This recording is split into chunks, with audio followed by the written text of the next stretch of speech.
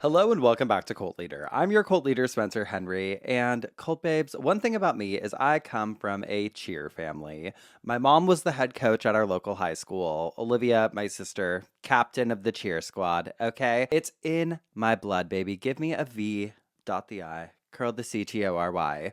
This, coupled with my love of Lifetime, made researching this episode an almost insatiable experience, okay? I could not get enough. This is a real life doozy. We've got a helmet haired, aqua scented saga that will make you think Death of a Cheerleader looks boring. And that's saying something because we know Death of a Cheerleader, starring none other than Tori Spelling, is one of my favorite Lifetime movies. All right, we got to set the scene though.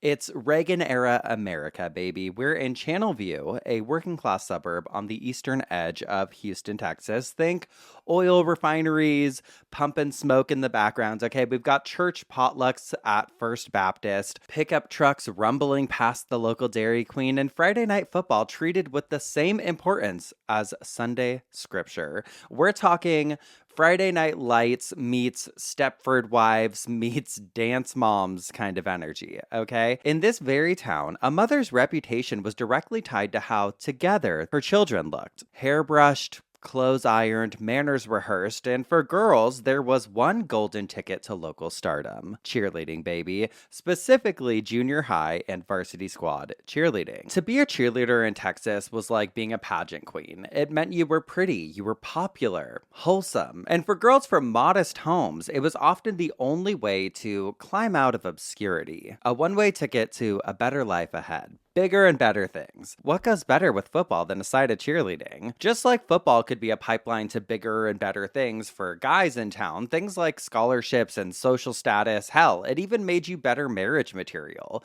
The same was true for girls cheerleading. And I mean, you gotta think about it, Cult Babes. This is the era of the Dallas Cowboy cheerleaders, okay? America's sweethearts. Big hair, white boots, real life Barbie dolls with pure white smiles, and legs that always landed in a perfect turkey. Becoming a cheerleader was something that Wanda Holloway always wanted for her daughter. In fact, some might say she was desperate for it. And this is a good place to start. We gotta talk about Miss Wanda Holloway. Quite the character.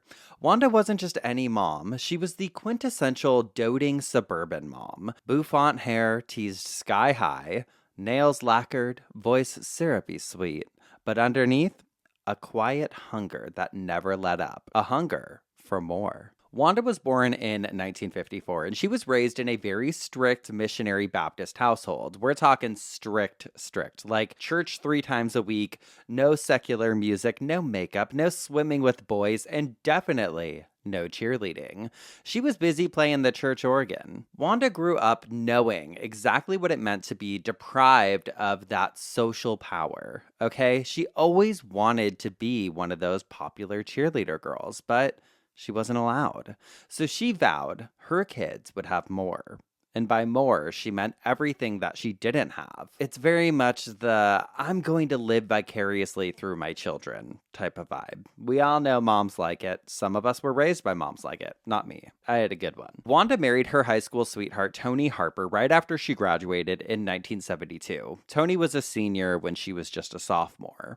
And Tony was the kind of guy who peaked in high school and expected the world to follow his playbook.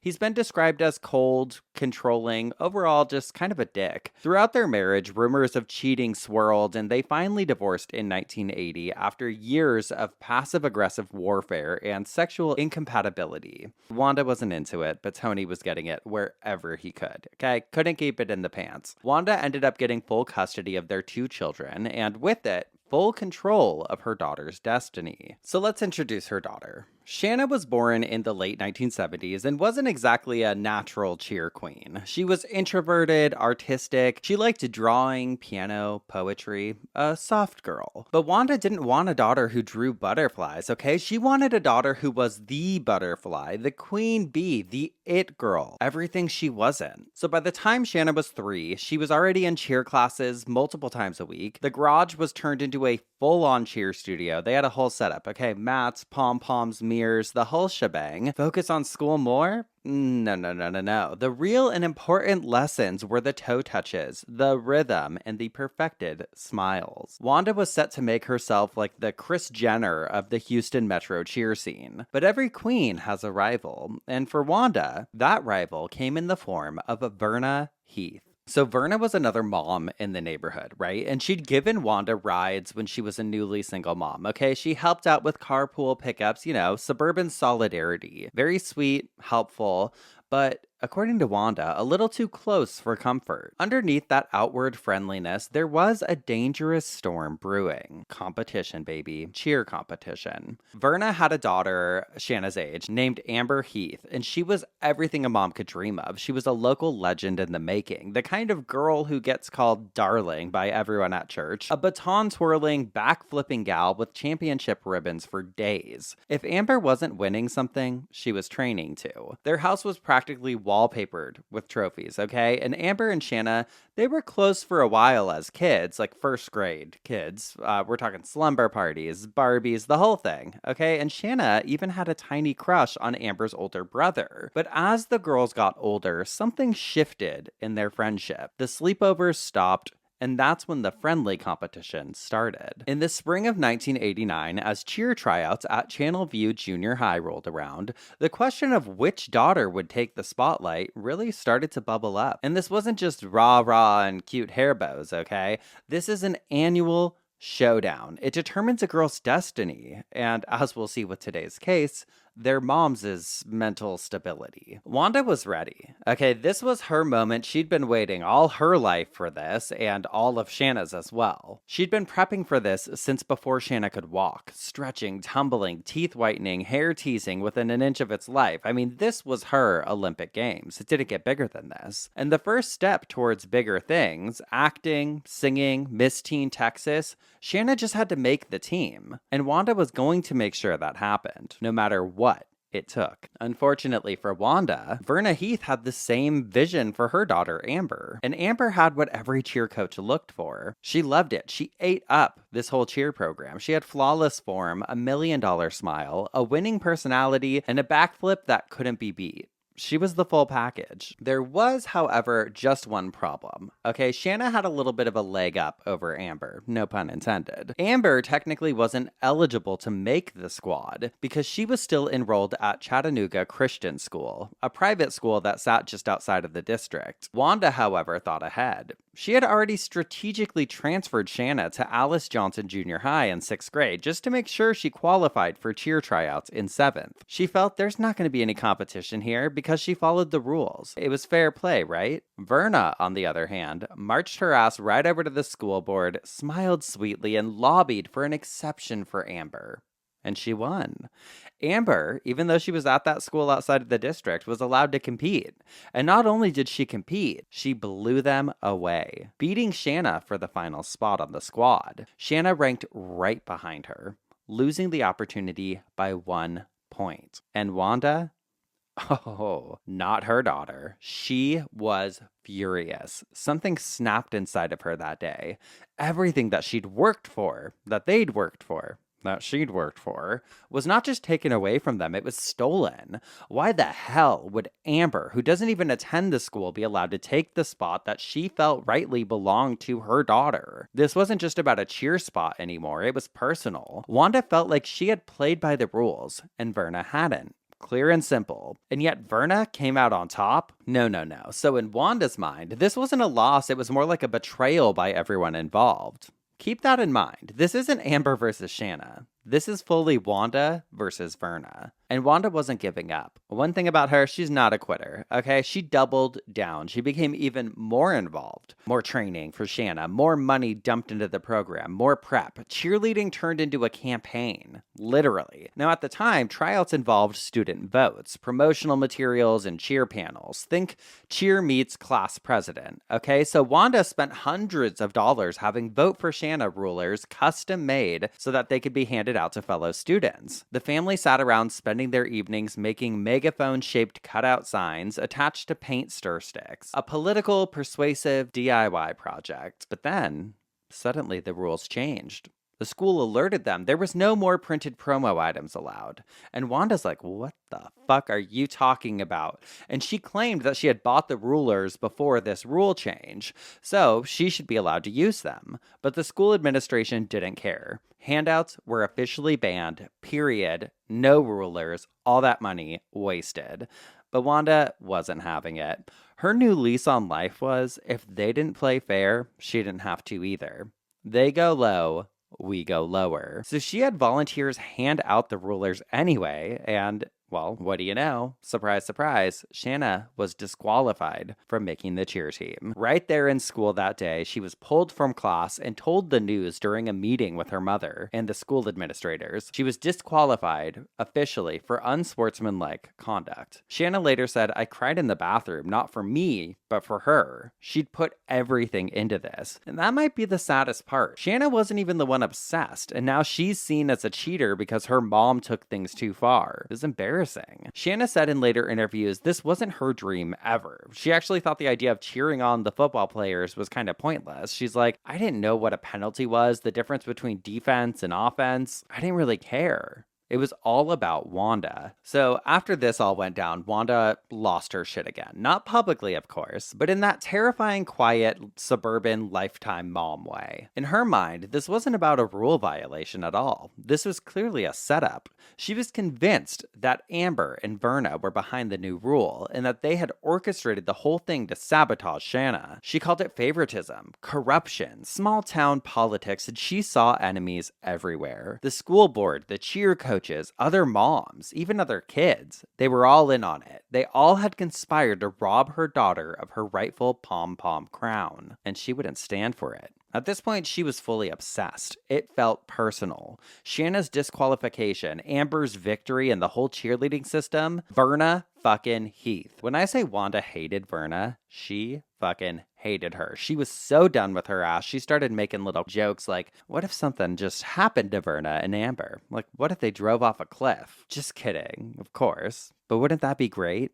She would joke like this in front of Shanna. But Shanna, and no one else who heard this crazy talk, took Wanda seriously.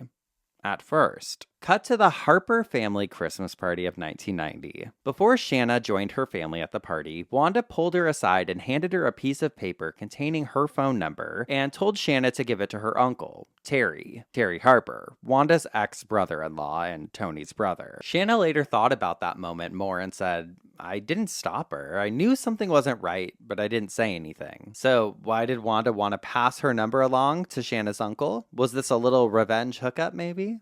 No. It's because Terry Harper wasn't exactly a Boy Scout, okay? He had a rap sheet full of DUIs, drug charges, failed marriages, your classic messy uncle. But what he wanted desperately was to clean up his image, especially with law enforcement and perhaps more importantly, with his brother Tony. So when Terry ended up getting handed the note from Wanda and found out what she was asking him to do, which involved, spoiler alert, an insane crime, he thought it over for a bit, but ultimately decided to call the Harris County Sheriff's Department to rat his ex-sister-in-law out. And this led to the authorities sending Terry on a mission to wire up and get recorded tapes of his conversations with Wanda. On January 14th of 1991, Terry made the first recorded phone call from a tapped line. Approximately 6 o'clock p.m., Terry Harper is going to place a call to Wanda Holloway at 452-7022 in reference to a capital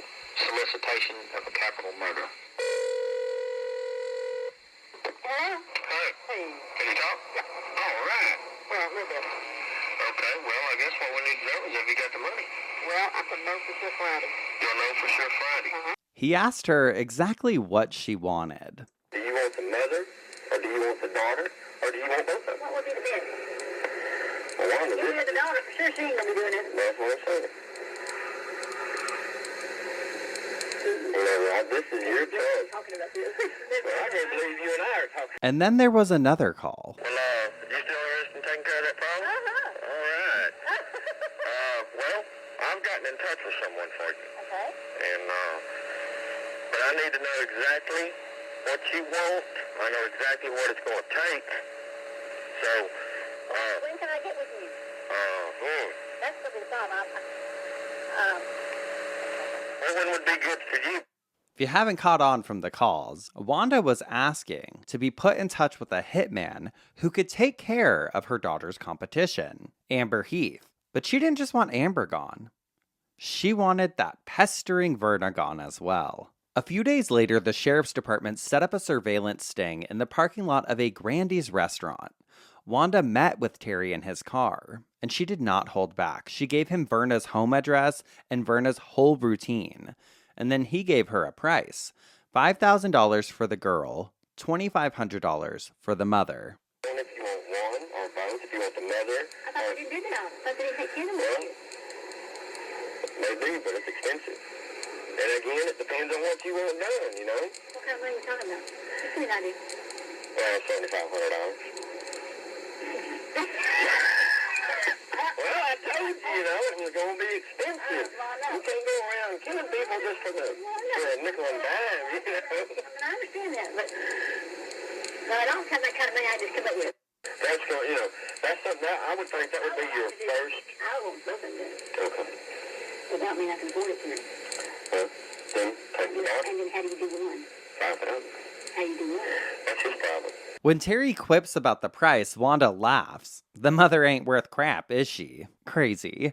And then because she didn't have the money in cash readily available, she handed him her diamond earrings as a down payment. At this point, the police felt like they had everything they needed: tapes, a payment agreement, names, instructions, receipts, timelines, screenshots, fucking everything. And on January 30th of 1991, about a month after Wanda first passed that note to Terry, Shanna was home alone that day, running cheer drills in the garage like always, when she noticed a car across the street.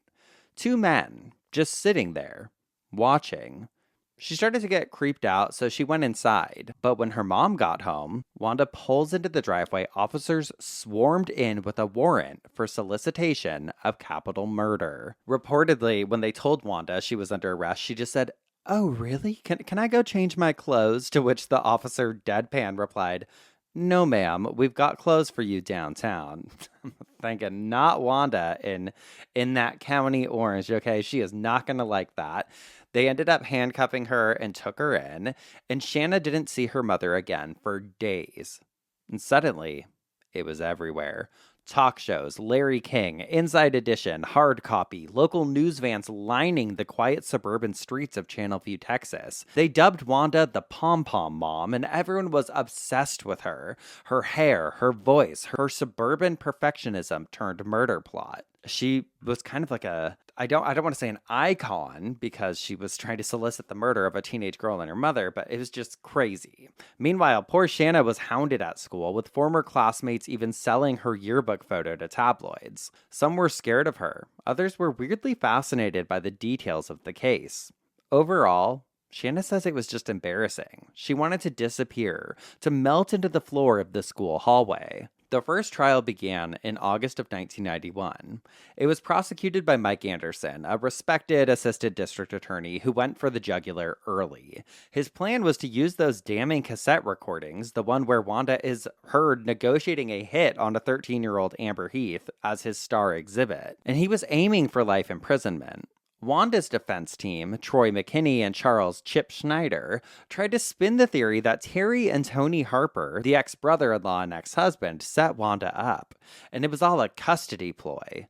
The tapes were just a way to entrap her, and the whole sting was premeditated. They argued that Wanda was manipulated, she was baited, framed, and that this was all to get Tony full custody of the kids so that he could stop paying child support. They argued Wanda was coerced, egged on by Terry, manipulated by threats, and eventually entrapped into saying things that she never meant. A fantasy, they said. She never intended to go through with it. Against every shred of advice, and in one of the most disastrous strategic decisions of the trial, Wanda insisted on testifying. She told the court she had no intention of harming anyone, and that she feared Terry Harper. She was just humoring him to stay safe.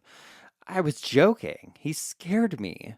But her performance, it didn't play out the way she thought it would, okay? Jurors described her demeanor as rigid, performative, and out of touch. One even saying she was rehearsed, like she'd practiced that speech in front of a mirror. I guarantee she had, dozens of times. And then came the wild card. Out of nowhere, in a movie plot twist, Marla Harper, Terry's estranged and anxiety-ridden wife, took the stand. She looked frail and visibly anxious. Clutching a tissue, she unloaded a series of explosive accusations, claiming that Terry had physically abused her, threatened her life, and gloated he and Tony had Wanda right where they wanted her. And then, she claimed to have a secret recording of Terry and Tony discussing how to manipulate Wanda and take the kids. It could have been a bombshell, but the prosecution quickly moved to discredit her entirely. They brought up her own psychiatric records, hospitalizations, and anxiety diagnosis, painting her as an unreliable, unstable, and manipulated person. She's traumatized, not truthful, they implied. And the jury, well, they seemed to agree. Just like that, the defense's big card crumbled. And after a trial packed with secret wire recordings, conflicting testimonies, surprise witnesses, and one of the messiest family feuds in suburban Texas history, the jury was finally sent to deliberate. And it only took them 2.5 hours. Not long at all, and not unanimous either. One juror wanted Wanda to just get probation, while another wanted to go full Texas justice and sentence her to life behind bars. Eventually, they landed somewhere in the middle. 15 years in prison and a $10,000 fine. Immediate reactions, as you can imagine, were mixed. Terry Harper, the informant, said, "I'm happy." Tony Harper, the ex-husband, said, "I feel sorry for Wanda." The jury foreman said, "We didn't believe Terry Harper, but the tapes were undeniable." No reaction, however, hit harder than Shanna's. She said she emotionally collapsed when she realized what everything meant. She remembered thinking, I'm going to run away. I'm not going to live there. I can't live without my mom for 15 years. If I had just made the cheerleading squad, we wouldn't be here. Shanna didn't want to go live with her dad. She's like, there's no way this is going to work. But here's the deal. It didn't have to. That 15-year sentence was important and unexpectedly lucky because under Texas law, 15 years or less meant she was eligible for release pending appeal. If it had been 15 years and 1 day, there'd be no bond whatsoever. So that very day, Wanda went home and got ready for her appeal. But hold on, just when you thought this story couldn't get any messier, we've got some jury drama, okay? In late 1991, defense attorneys discovered that one of the jurors had been on deferred adjudication for cocaine possession during the trial. But when asked on the jury form whether he was on probation, he said no, and later claimed he didn't realize deferred adjudication counted as parole. Now, this looked shady to some, and rumors started swirling that the defense team had actually known during jury selection long before it said nothing, like strategic silence, with the thinking that if Wanda had ever been acquitted, it never would come up. But since she wasn't, it was the perfect move to pull out for a mistrial. All 4 attorneys swore up and down they had no idea. They filed affidavits, prayed to the ethics gods, and blamed the paperwork. The judge took one look at this legal hot mess and said, mistrial granted. Wanda's conviction was vacated, and she was free. For now. For the next 5 years, there were motions, appeals, negotiations, courtroom catfights. Eventually, Wanda's new legal team made a deal. She entered a no contest plea, which is like not saying I did it, but I'm too tired to fight. On September 9th of 1996, the final sentence was handed over by the same judge. 10 years in prison, $10,000 fine. But the sentence, again, was mostly symbolic. Through negotiations with prosecutors and family attorneys, they arranged that Wanda could be released in just 6 months and serve the rest of her time on probation. 6 months for the attempted solicitation of a murder of a 13-year-old girl and her mother. Wild. And don't think for a second those 6 months were spent at a rehabilitation center or a fancy women's prison. No. She went to Gatesville, the notorious women's prison in Texas, known for violence, gangs, and deep hostility toward women convicted of child-related crimes, which, well, Wanda was. Does plotting to have a teenage girl murdered over a high school competition count as child-related crimes? I don't know. But Shanna was terrified for her mother. But Wanda, she was a tough broad. She made it out. She served those 6 months behind bars and then 9.5 years on probation. And she also had to complete 1,000 hours of community service. Naturally, Wanda didn't just disappear into the suburbs. She launched a full-blown media blitz, starting with a Channel 2 interview claiming, I was set up. And then came the big one. Donahue with Shanna. On the Donahue show, Shanna was composed, she was sympathetic, and the crowd seemed to adore her.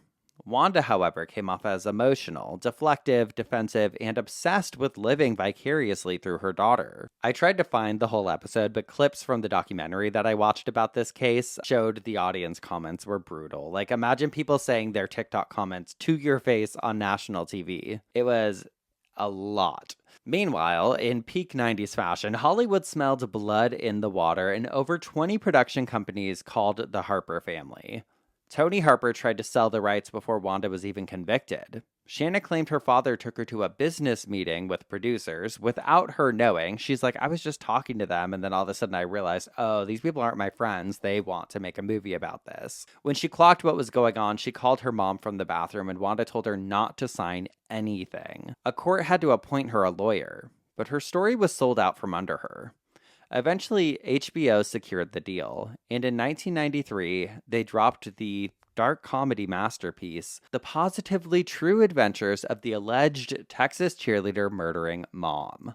It has a surprisingly acclaimed cast, from Holly Hunter, who won an Emmy for playing Wanda. Honestly, well-deserved. I loved her in this role. To Beau Bridges as Terry and Swoosie Kurtz as Marla. Shanna was invited to the big Hollywood premiere thinking it was going to be a truthful, serious film about what happened, but it was not that at all. In the documentary I watched, Shanna said, I didn't know what dark comedy was, and I just wanted to crawl inside myself. And to make it even worse and more embarrassing, she claims that Holly Hunter, who played her mom in the movie, refused to meet her after. Shanna's uncle, Terry, sold his rights to NBC for a TV of the Week movie, but it was overshadowed by the big-budget HBO film by a long shot. And after all this, they went on with life and laid low, kind of faded away. Terry and Marla apparently got back together again, and he died in 2006 at the age of 50. When Shanna told Wanda, her response was, "Good. I hope he burns in hell." Shanna grew up and has tried to distance herself, but it's inevitable that people are still talking about the case to this day. Shanna actually sat down and was interviewed for a documentary that I watched on the case, also from HBO, called The Texas Cheerleader Murder Plot. It was wild. It was a good watch, and I also highly recommend the movie that they made. It's pretty campy from beginning to end. It's glorious. The Positively True Adventures of the Alleged Texas Cheerleader Murdering Mom. If you like Lifetime, you will not be disappointed. It's like Lifetime on steroids. So good. I mean, at the end of the day, we're sad for Shanna, right? That's a crazy thing to have to go through. But more importantly, it's like, what about Verna and Amber?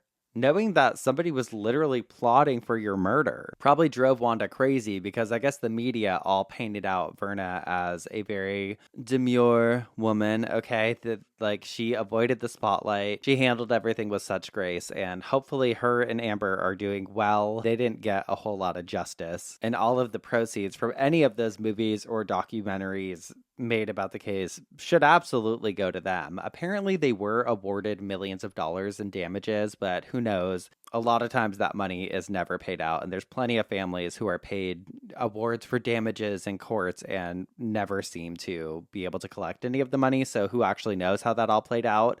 But wishing them the best. That's where we're going to leave it for the week. That is the story of the Texas cheer mom, the pom-pom mom, who attempted to have her daughter's rival and her mother moited. That's where we're going to leave things for the week. I will see you next time. And until next time, hold on to those pom-poms, because out in this world exist a lot of deranged cheer moms. Goodbye.